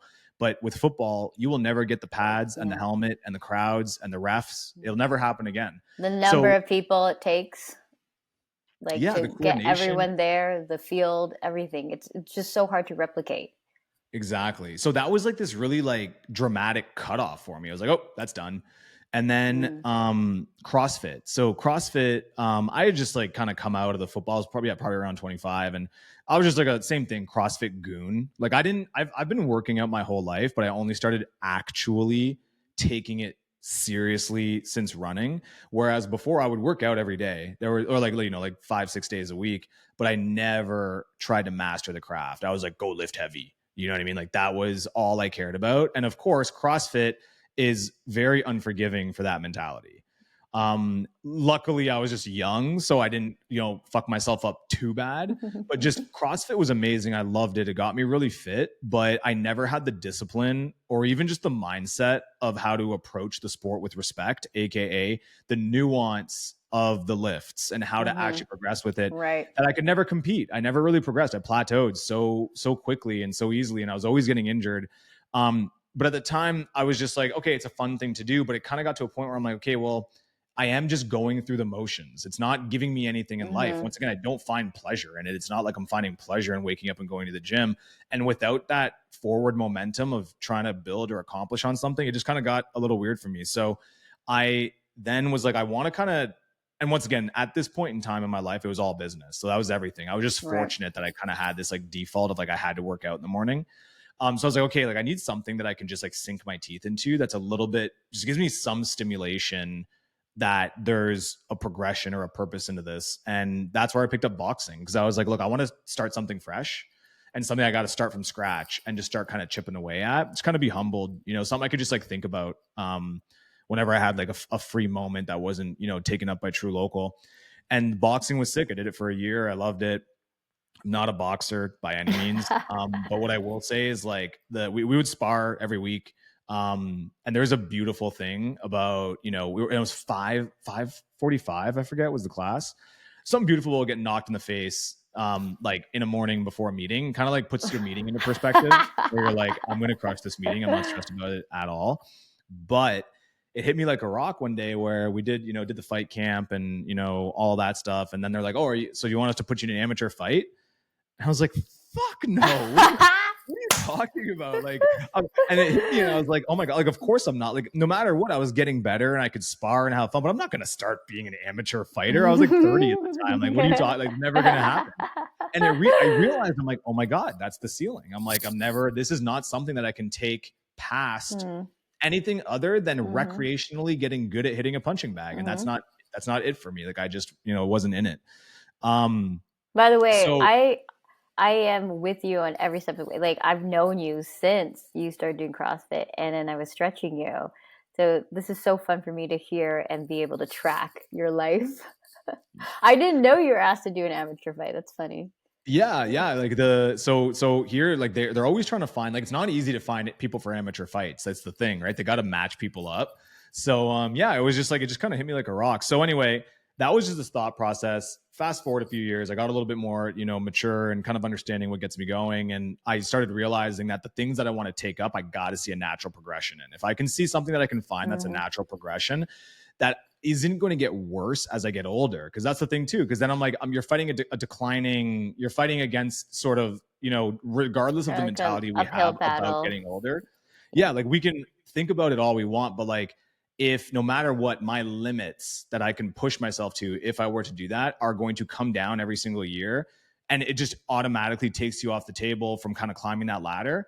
It's not against it. It's just tough. In CrossFit, I would say anything strength related, there is a certain point where like it gets tough. So anyway, racing was a good one. Motorsport racing was great. But when I came out of that, the winter was coming, and I started watching these YouTube videos of running. So once again, this at this point in time, I just finished the season where I raced the Mercedes GT4 car, did 4 races, and it was going into winter, and I was like, oh my God, like I gotta do something else. And I always looked at running as like this like kind of headache of a thing. But I watched these videos and I started seeing these like old people just like absolutely crushing it. And then of course, my brother-in-law, Alan, convinced us to sign up for the Vancouver Marathon. And it would have been almost like a year ago. So 2023 was the Vancouver Marathon. And of course we go in there, and I ran like a 4-hour marathon or something like that. And just the amount of old people that would just be ripping by me. And it started opening my eyes to like, wow, like these people are like old as shit, and they are running and living life, and they look great. Like they're just thriving. And started watching more videos and finding ultras, of course, because you start going down the rabbit hole, right? Like you're like, oh, half marathon video. Oh, what's this ultra thing? Now you've opened up a whole new can of worms. But same thing, like it's skewed older. And it started kind of getting me to do research and stuff. And I realized, holy shit, this is a sport that you can absolutely carry into age. And it almost seems like there's some data to support that, if you build on it, you're actually better as you get older. Like when you start to see some of this to a certain point. Oh, that's cool. And that just is it's all I needed to get interested in it. And then of course, as you probably know, I get a little interest in something, you start doing it a little bit, and then next thing you know, you're kind of all in. So essentially, that was what got me into it. There's 2 things. Number one, it was this beautiful thing that I could imagine doing into old age. And then number 2 was the ultra marathon scene. I love it because it's just like, if you do 2 of those a year, let's say, you have an endless amount of adventures that you could do every year. Like something where you just are completely out of your comfort zone, something where like every year, that you can take everything you are, like everything from like the age that you've accrued. So like you're 33 years old, you've got 33 years of experience, the mindset that you've sort of developed over all of your life experiences, the physical fitness that you've put together over all that. And you can take that and test it to the highest level. It is the ultimate playground and like testing field for that. And you could do that every year in the form of this like epic adventure. And I was like, damn. And I could do that for a long period of time. So I was like, this is sick. I'm going to give this a shot. And that's where it all started. Yeah. So let's give everyone like a real understanding of what that means. So, I mean, I'm happy to deep dive into all those little nuances from your physical health, everything you track, your sleep, your food, all of that stuff, the support you needed at these races. And when you said adventure, what does that mean? So you mentioned like the next race is going to be in France, and then there's another race that's in Colorado. So give us those goods. I want to hear everything that you put into it. The thing with running that is like core in understanding is that you can achieve any running goal that you want, anything. So long as you can survive the amount of volume required to achieve it. It's just a function of time. So if you can survive the training, AKA if you can just do the runs, put the kilometers in, you will achieve any goal you want. And then if you work backwards from there, it forces you. I've never experienced anything in my life that has forced me to be so in tune with my body, because once again, it sounds so simple. Survive the training, do the kilometers, do the run, and you'll make it happen. That is the difference between people who, run in Boston versus people who do a half marathon and stop. And it's just this function of energy. It's a function of time, AKA, can you schedule the workouts in? And then a function of injury. So it's like this fascinating, beautiful thing that if you want to do it at a high level, it forces you to drill down on all of these things, unlike anything I've ever experienced before. And once again, this is probably one of the very few things in life where, you know me, I'm a destination man. I've tried so much. I know the concept. Hey, listen, you know, life is not about the destination. It's about the journey. And after selling True Local, we've said this back in the day. I'm like, I fucking hate the journey. One thing, I'm love that I'm on the journey, but damn, the journey sucks. Yeah. But, I get that. You know, I do it for the destination. And what I realized coming out of it was trying to change that was actually the wrong answer, because in business, I think it serves me really well. Because I don't need to do what I enjoy. I don't care. I like business for me is a means to an end, and the end is the lifestyle. I will do whatever we got to do. I'll work however hard, wherever the opportunity is to have a successful business, let's go at it. Whereas if I started overlaying this idea of, oh, you got to enjoy the journey, well, now I'm not going to be making smart business decisions because I'm trying to enjoy the journey. But where it did work was understanding that I can think that way with business, but I can think this other way in other areas of my life. And for the first time ever, I'm experiencing it with running. If I never did another race again, I would still keep this lifestyle because I enjoy it. I don't know why, but like, it's the only thing that's gotten me having my nutrition dialed in, and I love it. It's the only thing that's got me tracking my workouts this way. It's the only thing that's gotten me, you know, prioritizing recovery and doing all this stuff. So it's been amazing. So going through all that, essentially, there's like the nutrition aspect of it. There's the recovery injury aspect of it. There's the training aspect of it. And all of this kind of culminates in sort of these like milestone races, really. So I started off doing that first marathon, and that was in May of 2023. And that was a 4-hour marathon. And then for my next one, it's where I started taking things a little bit more seriously, because that was like a huge feat for me, by the way. Like trying to do that. I'm not a runner. I always say, and like to this day, I'm not a runner. I'm not a race car driver. Like I'm not a businessman. You know what I mean? I just do these things. So I wanted to get down from a 4-hour marathon to a 3-hour and 30-minute marathon. And that required me to start kind of breaking down how I was going to do my training, which essentially looked like I needed to run 5 days a week. That was kind of like really the basis of all of it. But for me, you know, I'm not a huge fan of the runner's body. Like I'm not trying to lose a ton of weight to try to think that if I eat salads all the time, I'm going to get faster. Like I like to look good, you know? So for me, I wanted to make sure that strength was always sort of incorporated in that. And I thought it was a bit of an advantage too, because when you start dealing with the running injuries that are the worst and most boring type of injuries, but like, they're just like sinister because they creep up. You know, you play any active sport, an injury is acute typically, or like it's a overuse, a chronic thing that becomes acute. Whereas with running, it just creeps on you because it starts off as not being an issue at all. It starts off as being this like very basic thing, and you try to push through it because you're tough and you're like, yeah, I don't need to worry about this. Next thing you know, you're like have Achilles issues, and it's brutal. So, and there's very limited space for you to compensate because you're doing the same repetitive motion over and over and over. So for an endurance athlete who's running, you can't, you know, like let's say when you're CrossFit, you can rely on, you know, compensating in the movement. Let's say you're doing a snatch or something. But for running, you're just like, you're doing the same exact motion. I can't afford to have something, you know, derail me.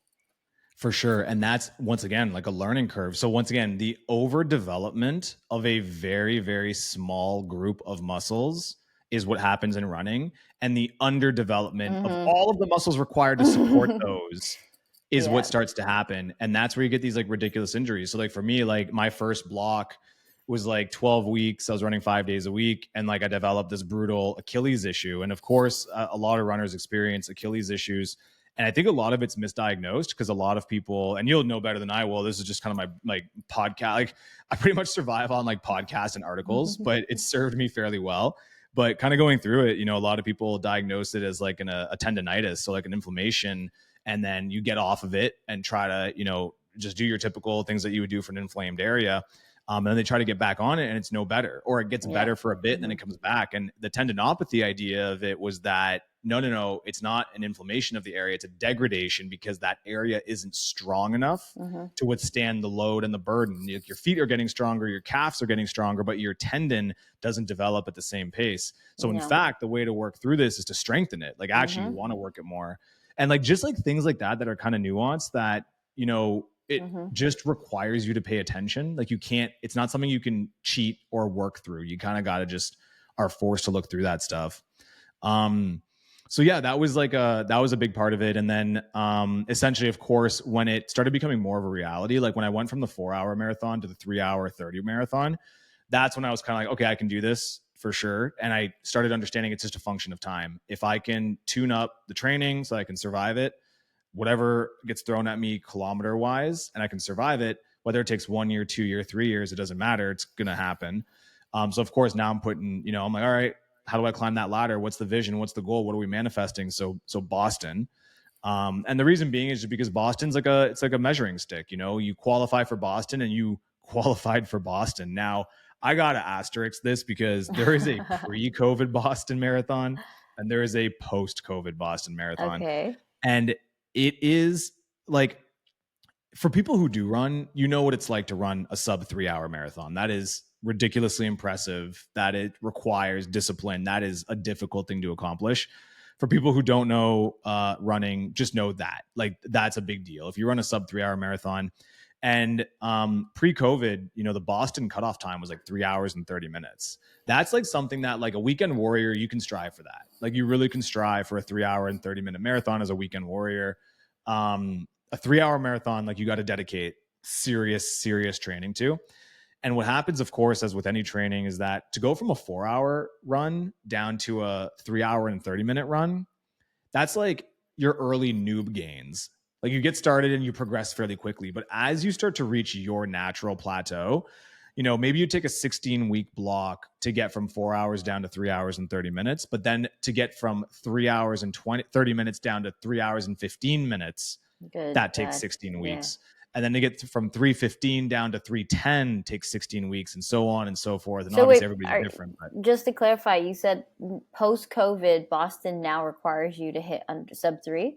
So yeah, sorry. So actually, so sub 3 is impressive, but it was 255 last year. I think it was 254.59. Get this. So we're recording this right now. It's October. I believe, I need to triple check this, but it came down again, and I think it's at 249. Come on. Yeah. So the way it Why works are they doing that? It's not their fault. It's just they have a certain amount of. So pretty much the way it works is that they give you a minimum time in which you need to run, even to put your name in. And that time is 2 hours and 55 minutes. So you have to run 2 hours and 55 minutes just to be considered. But they only have a certain amount of spots, and they let the fastest people in. So the more people that are applying. Yeah, you needed a 255, but based on the amount of people that applied, the slowest time that got in was 249, whatever. Wow. So because running's becoming more popular, more people are training, more people are applying to get in, the time just keeps coming down and down and down. So you are kind of chasing a dragon because honestly, I know for a fact that there are people that trained their ass off to get to 255. They will never know. They wouldn't have known that, oh my God, I had to go for 249. And that 249, that's a whole other year of training. To go from 255 to 249, that's a monumental task. So it's you're chasing the dragon. So for me, I'm so far from that. Well, how many people do they accept into the marathon? I want to say like this needs to be like validated like over and over, but like I want to say there's like 11,000 people that qualify for Boston that qualify. Now you can run Boston in a lot of different ways. You can buy your way in, you know, you can just pay like a travel company to get you a bib and you get in. You can do a charity run. They have a basic lottery too. So like you can just put your name in and get pulled. Which is normally how you would participate in like, let's say New York Marathon or Chicago Marathon or something like that. But Boston's just the one that like, I just want to qualify for that one. In fact, I don't actually care about how fast I run Boston itself. I just want to get that Boston qualifier. That's kind of my goal. But I will say like for the first time in a long time, I'm looking at that number and I'm like, holy shit. Like that's going to take a while for sure. So excited to kind of chip away at that. So that's on the marathon side of things. And then the ultra marathon though, that's a whole different beast. There's more, guys. There's more. Yeah. The ultra marathon side. So the running road marathon to me, I like that. Like from an elite performance perspective, I love the way that you train. I love the way you got to be dialed in. I go to the University of Waterloo. I've partnered with them. They have an amazing program where they put me through everything, you know, VO2 testing, lactate testing, biomechanics, unbelievable program. And they're just great to work with. And I honestly feel like I need that to try to pursue this goal. Mm-hmm. So that's the thing. That's like your heavy competitive, like, yes, like perform at a high level type event. But the ultras are so different to me. The ultras are the adventure. Like the ultras are less about your physical fitness and more just about like survival. It's more just like that sort of like, can you do it when things get tough? And I think that the settings make it the adventure. So once again, you're going out there and, you know, you're like, for the most part on your own for a good chunk of it. You run from aid station to aid station, but you know, you're doing 100 kilometers. Like, so the race, the one that I just did now. So my first run, my goal is 100 miles. I want to do a 100 miler. And there are like some very textbook 100-mile runs that are just epic. Obviously, I would say sort of the Super Bowl of ultra marathons is the UTMB. So the Ultra Trail du Mont Blanc in France. It's 100 miles. You know, we're talking 10,000 meters of elevation. You run through France, Italy, Switzerland. It's just beautiful. And it's essentially kind of like the pinnacle of the ultra marathon world. That would be an amazing bucket list race. There's of course Leadville. So Leadville is considered, you know, one of the harder North American. That's in Colorado. That's the Colorado one. Yeah. So that's one of the harder US or North American ultra marathons. So I really want to get into that one. There's Hard Rock. There's all these like really like giant races that are just these beautiful adventures. And to me, similar to motorsport, and people who drive race cars know this, but like every track is its own chapter. Every track is its own vibe, its own smells, its own sounds, its own brand. Like you're there and you're in that world.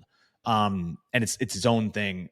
I love that aspect of the ultra running as well, where you show up at that course and you're like, this is a whole new venue. This is a whole new event. It's just an adventure, you know? So for me, it's, I get to leave all of the shit behind. You know, I got like all the stuff, you know, your typical business shit. You know, I am in my offices and we're doing all the stuff and we're sending off our emails and got the whole at home setup and everything's so clean and safe. And, you know, everything's so like dialed in.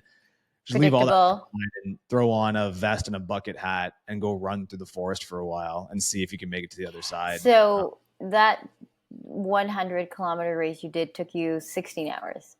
Yeah, so it was 16 hours. My thought was that this is one of those things that you kind of want to do it the right way, where it's like, if you're going to do 100 miles, you probably should try doing 100 kilometers first. So I kind of went through the progression. I did a normal marathon. Then I did my first sort of trail run, which was a 50-kilometer race. That one, I wasn't stressed about that though. So that was the thing, right? That one didn't even register on my radar because I was like, I knew I could do 50 kilometers.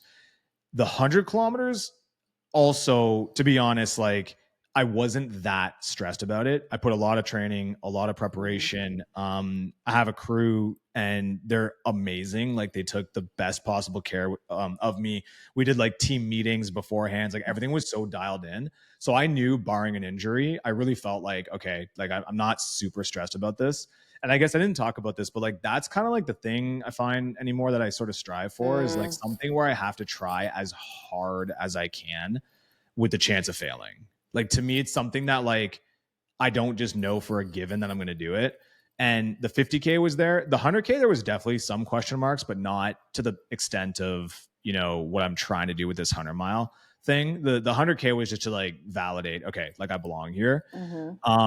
But that finish line is something I didn't expect. You know, you do something kind of crazy early on in your life. Like, you know, you sell a company at 30, and especially when that's like your life's goal, you know what I mean? So not only when it's this thing that you care more about than anything in this world, like this is the thing that you are obsessing over. It is the number one priority in your life.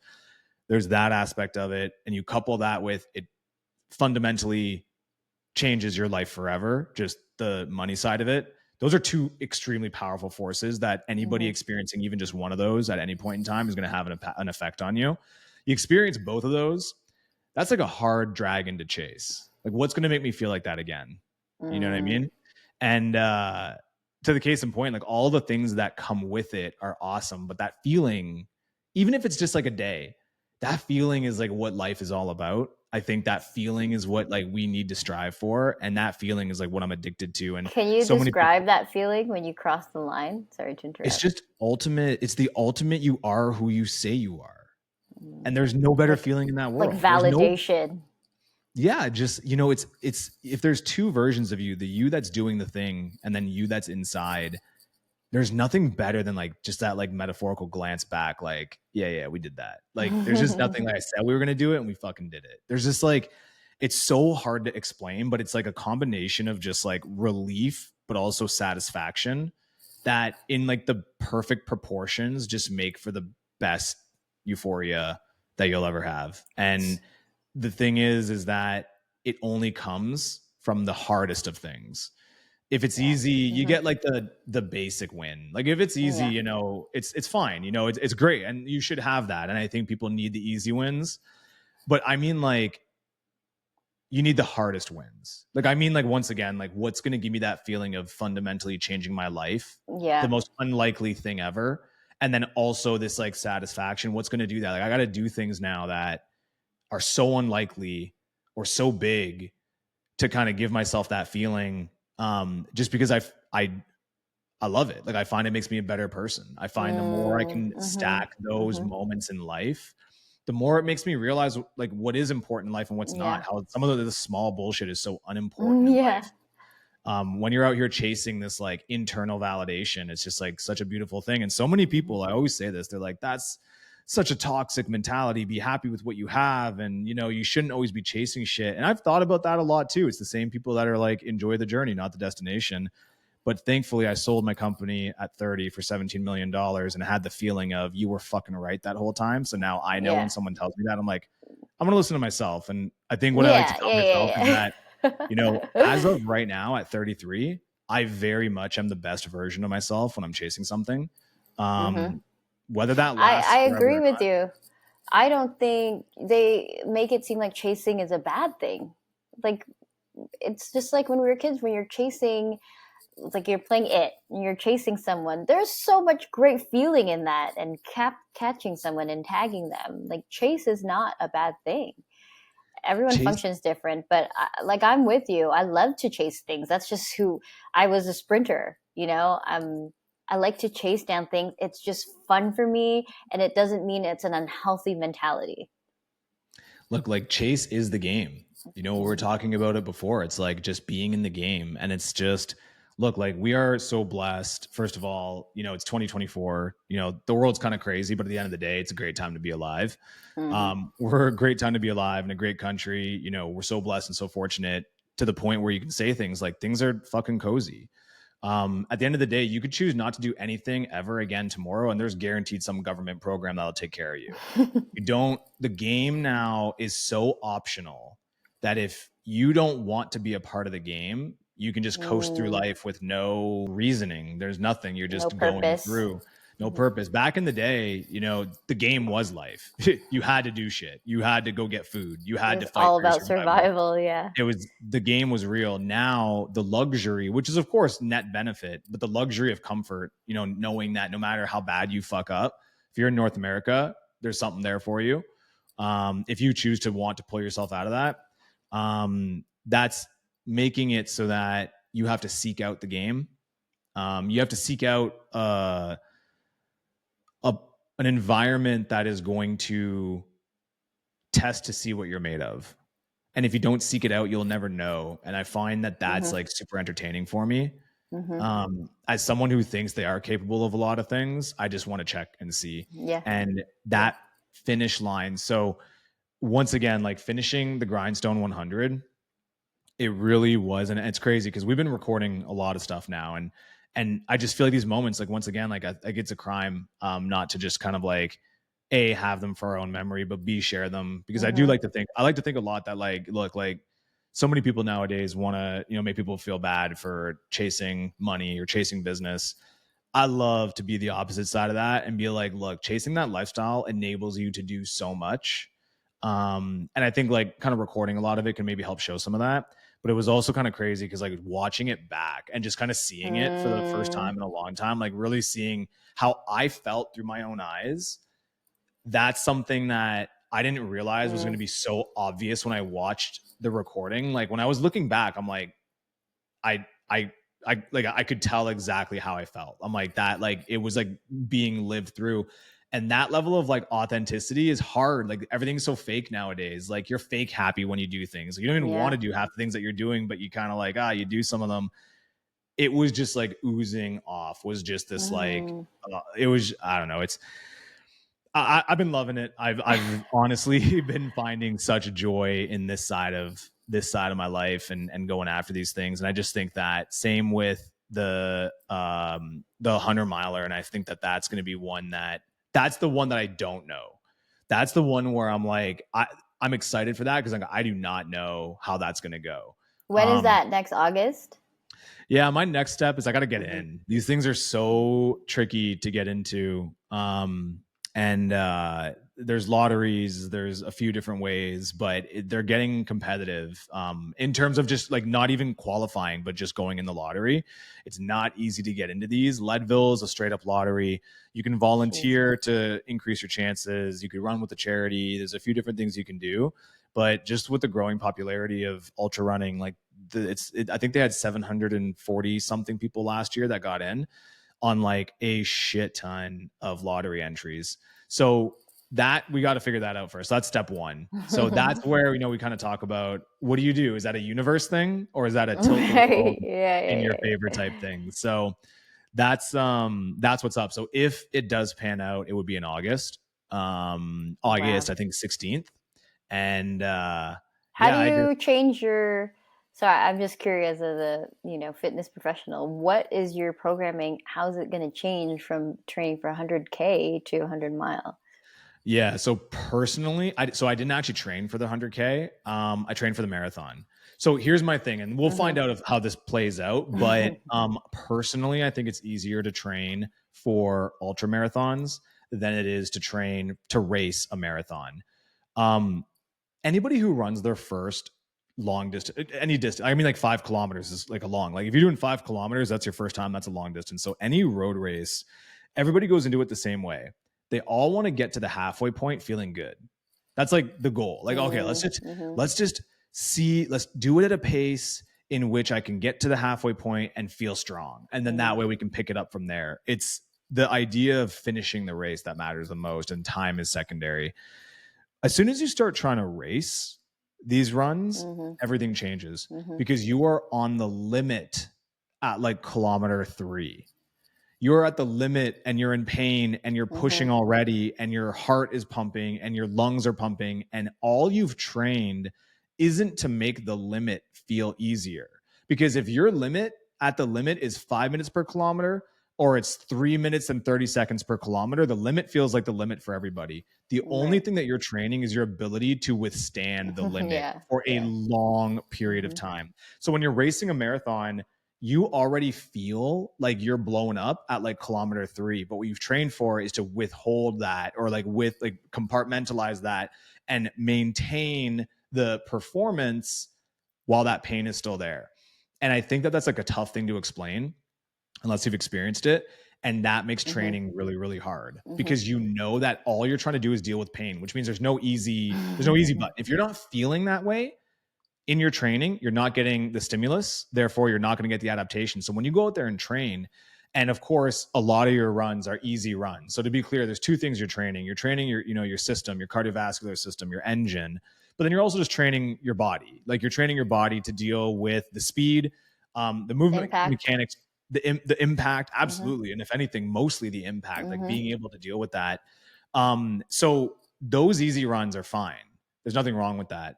But when you go have to do a long run at marathon pace and you're doing splits in there and you're like, hey, it's gonna be 3 hours of just straight up pain. Like it's a thing. It's a thing it's intimidating.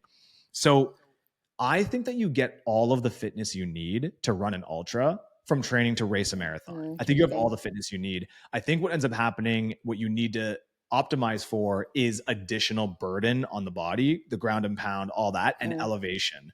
So the way that I've been structuring all of my training is because the bigger task for me is trying to run like a 2:49 marathon. I guess it's 2:49 now. That is much more intimidating and much more difficult than trying to run 100 miles.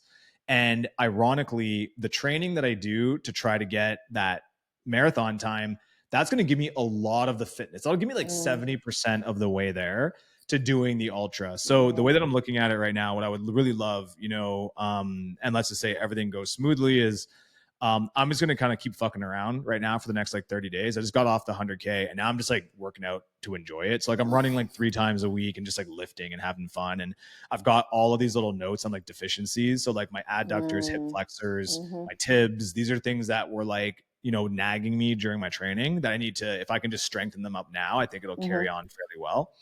But ideally what I'd like to do is pick up like a 16-week training block starting in December to try to get my marathon time down as much as possible. And then do a race in March, see where we qualify in March.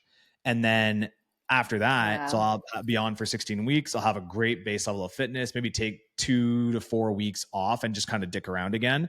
And then pick up a full, like pretty much try to take that fitness and compound it now with just bigger, longer runs. So a lot less about doing the speed stuff, more just getting hikes and runs in at elevation for like 45 to 60 days. Like it's not the majority of the training. It's just this additional kind of top off.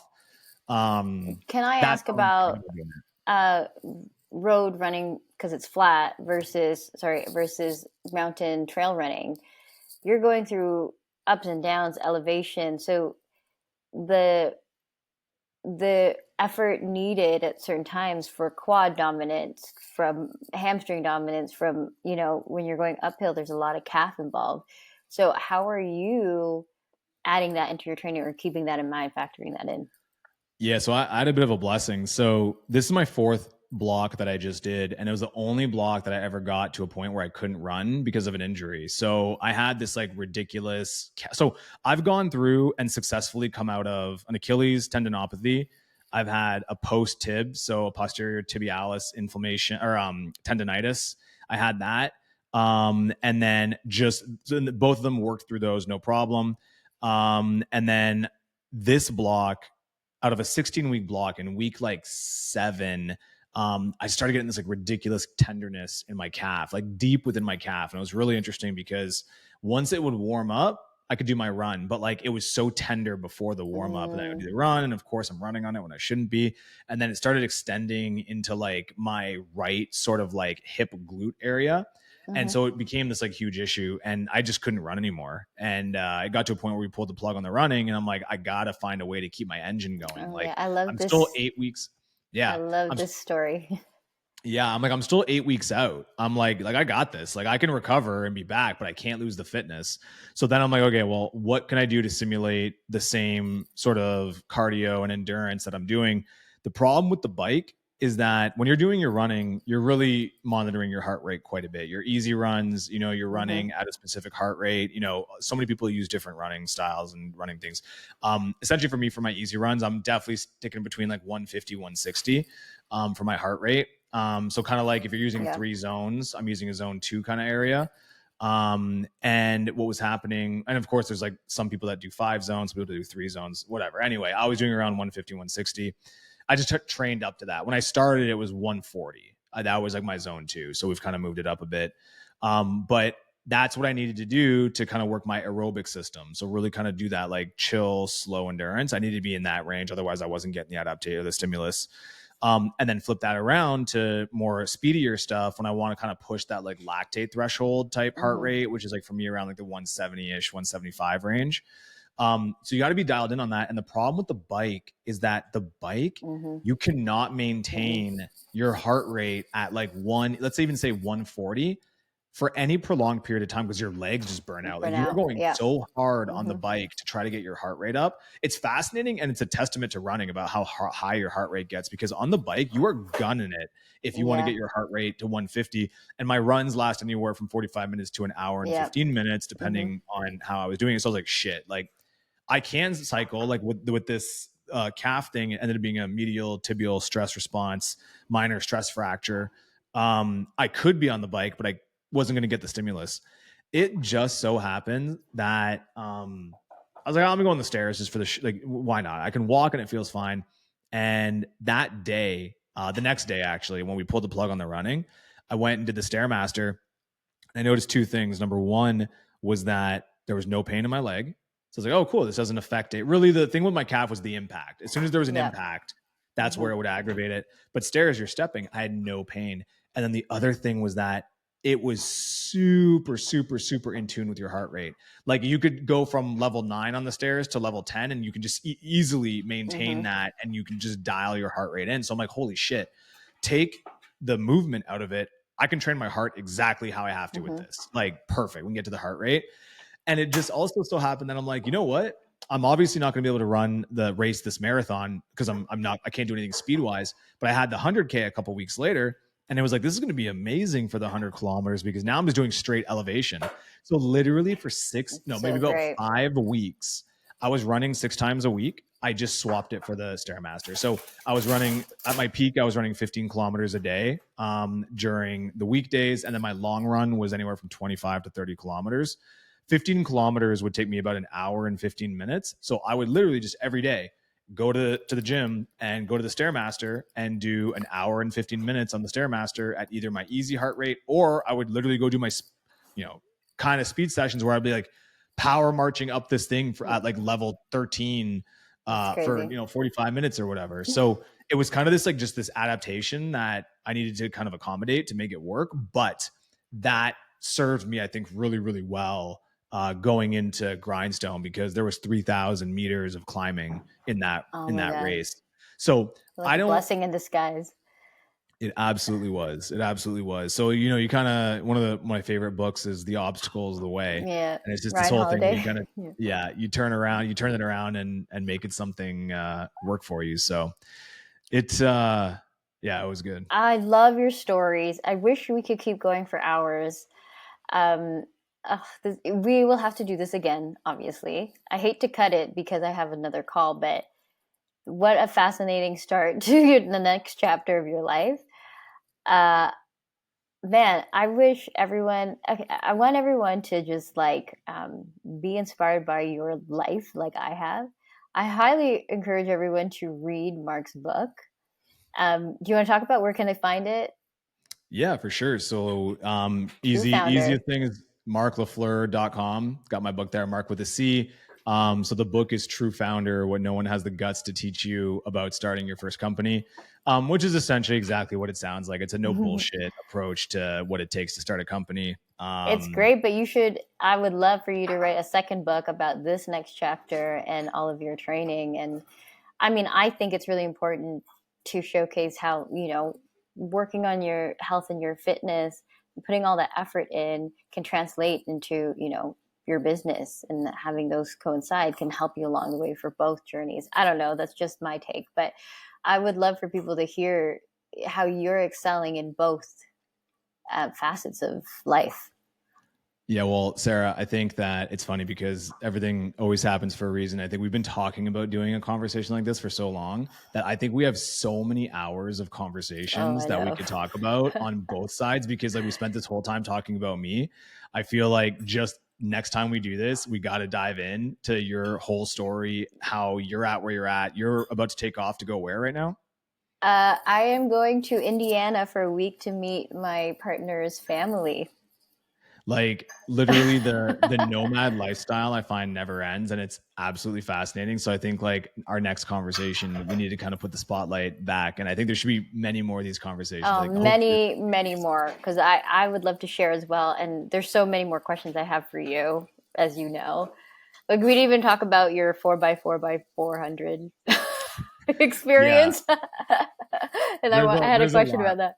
Yeah. We've got a bunch, but no, honestly, I appreciate you so much. I'm so glad that, after all these years, we've stayed close, and it's kind of just cool once again, watching somebody else do it, really live it and really do it. So this is fun. Well, this is awesome. Let's do this again. And I just wanted to say, after Indiana, we head to Oaxaca, Mexico for Day of the Dead, which is really exciting. So we can get into adding culture into life and how that's fed into my professional and personal life too, getting to know other cultures.